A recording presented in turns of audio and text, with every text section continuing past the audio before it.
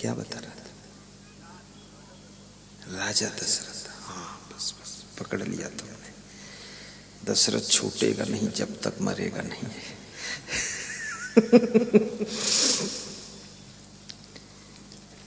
महाराजा दशरथ दुखी है, उनका मन द्रवित हो गया है।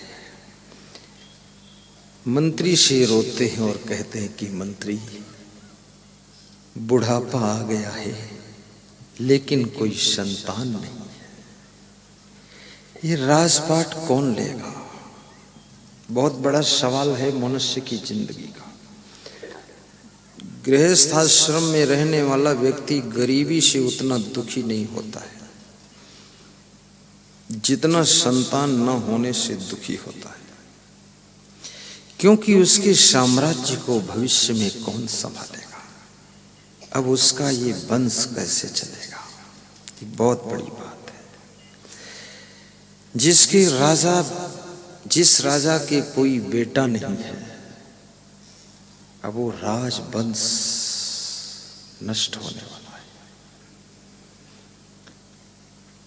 कभी कभी किसी किसी गुरु को भी चिंता होती है कि मेरा उत्तराधिकारी कौन बनेगा, मेरी इस धर्म भक्ति के साम्राज्य को कौन संभालेगा। सूरत गुजरात के भक्त कामरेज के डॉक्टर मेघजी भाई प्रजापति कह रहे थे, मैं आपको गुरु तो बना लूंगा, इच्छा है, लेकिन आपके बाद आपके पद को कौन संभालेगा जो कि मेरे आने वाली पीढ़ी का गुरु बन सके। अगर उसका पता चल जाए तो मैं आपको गुरु बनाऊं।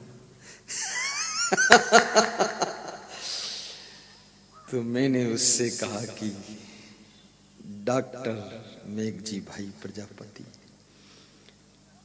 तुम्हारे बाप ने ये नहीं सोचा तो आप क्यों सोच रहे हो? ये नश्वर संसार में हो सकता है कोई योग्य आए ना आए, तो जैसे आपने कोई नया अच्छा गुरु ढूंढ लिया है, ऐसे तुम्हारी आने वाली पीढ़ी भी अपने कल्याण के लिए वर्तमान में कोई अच्छा गुरु ढूंढ लेगी, चिंता ना करो। तो वे पिता पुत्र माँ पत्नी बच्चे भाई परिवार सहित गुरु मंत्र लिया और सूरत कामरेज में बड़ा प्रवचन करवाया। याद रखना, मनुष्य को भविष्य की चिंता होती है,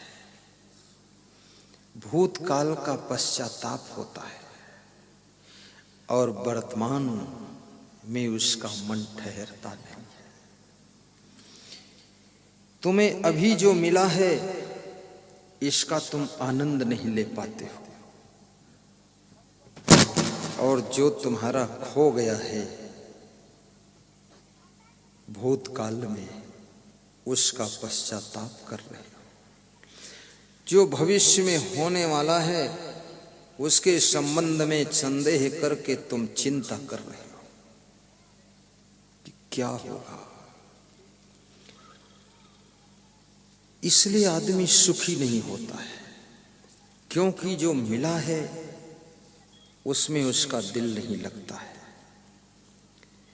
और जो मिल करके खो चुका है उसके पश्चाताप में मन व्यथित रहता है, और जो मिलने की उम्मीद है उसके लिए उसका मन लालायित रहता है। लेकिन जिसके मिलने की उम्मीद है वो मिले न मिले उसका भी क्या पता है, और जो मिलकर भी खो चुका है वो उसका पश्चाताप करने से भी क्या फायदा है, और जो मिला है उसका आनंद नहीं ले पा रहे हो, ये जिंदगी का बहुत बड़ा दुर्भाग्य है। इसलिए आदमी सेटिस्फाई नहीं है। जो तुम्हारे पास गाड़ी है उससे तुम संतुष्ट नहीं, जो मकान है उससे संतुष्ट नहीं, जो तुम्हें पत्नी मिली उससे संतुष्ट नहीं, पति से संतुष्ट नहीं, जो तुम्हें घड़ी मिली बांधने के लिए उससे भी तुम संतुष्ट नहीं। जिस लड़की के साथ विवाह करने के लिए तुम सोच रहे थे कि हे भगवान किसी प्रकार से इस लड़की के साथ मेरा विवाह हो जाए, बस इसके बाद तेरे से कुछ नहीं मांगूंगा। और कदाचित भगवान की कृपा हुई या तेरे भाग्य में ही वही लड़की थी, उसी के साथ तेरा विवाह हो भी गया। विवाह के दिन तुम खुश हो, विवाह की बातें सुनकर खुश हो, विवाह के बाद वो लड़की घर आ गई, दुल्हन बन गई, पत्नी बन गई, तुम बड़े खुश नजर आ रहे हो।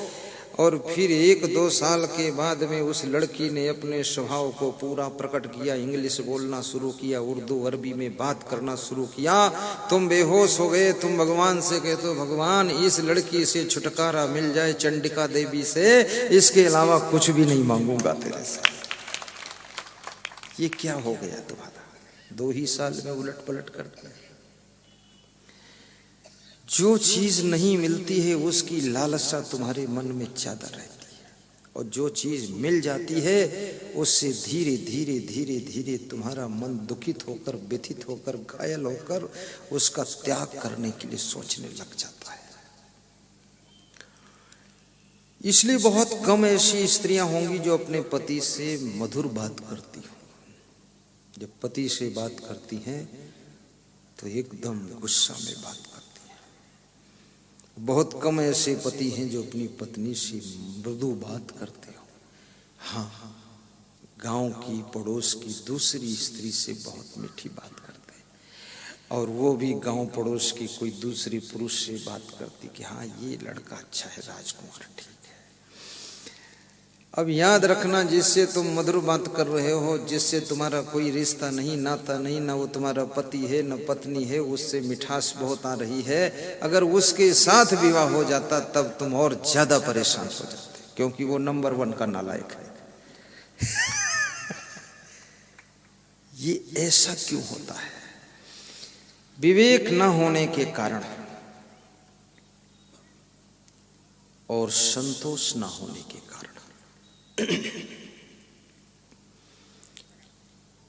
तुम 1000 पत्नियां बदल दो, 1000 पति बदल दो, 1000 गुरु बदल दो, 1000 चेला बदल दो, 1000 मकान बदल दो, हजारों गाड़ी बदल दो, लेकिन किसी गाड़ी, लाड़ी, बाड़ी, साड़ी में तुम संतुष्ट तब तक नहीं हो सकते हो जब तक तुम्हारे पास में विवेक नहीं है। और विवेक जिस दिन जागृत हो जाएगा तो तुम बिना वस्तु के भी खुश रहोगे और बिना कुछ प्राप्त हुए भी तुम तृप्त रहोगे।